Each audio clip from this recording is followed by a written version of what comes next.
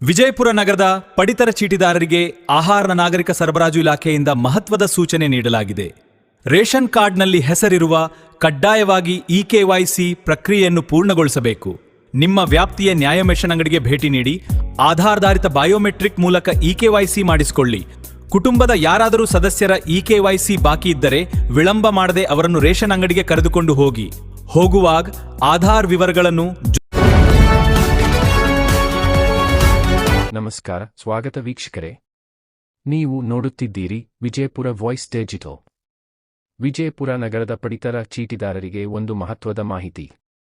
ಆಹಾರ, ನಾಗರಿಕ ಸರಬರಾಜು ಮತ್ತು ಗ್ರಾಹಕರ ವ್ಯವಹಾರಗಳ ಇಲಾಖೆಯ ವಿಜಯಪುರ ಸೂಚನೆಯಂತೆ ಪಡಿತರ ಚೀಟಿಯಲ್ಲಿ ಹೆಸರು ಹೊಂದಿರುವ ಎಲ್ಲ ಅರ್ಹ ಸದಸ್ಯರು ಕಡ್ಡಾಯವಾಗಿ ಇಕೆವೈಸಿ ಮಾಡಿಸಿಕೊಳ್ಳಬೇಕು ಎಂದು ತಿಳಿಸಲಾಗಿದೆ.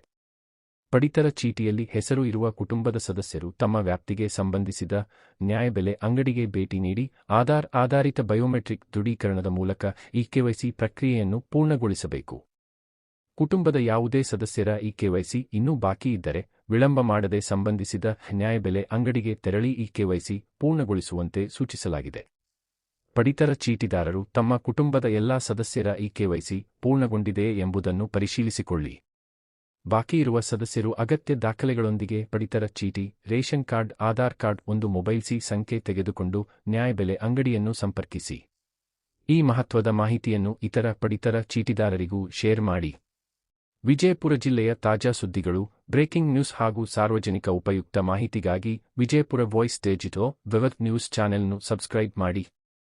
ವಿಡಿಯೋಗೆ ಲೈಕ್ ಮಾಡಿ, ಶೇರ್ ಮಾಡಿ ಹಾಗೂ ನಿಮ್ಮ ಅಭಿಪ್ರಾಯವನ್ನು ಕಾಮೆಂಟ್ ಮಾಡಿ. ವಿಜಯಪುರ ವಾಯ್ಸ್ ಡಿಜಿಟಲ್, ವಿಜಯಪುರದ ಜನರ ಧ್ವನಿ.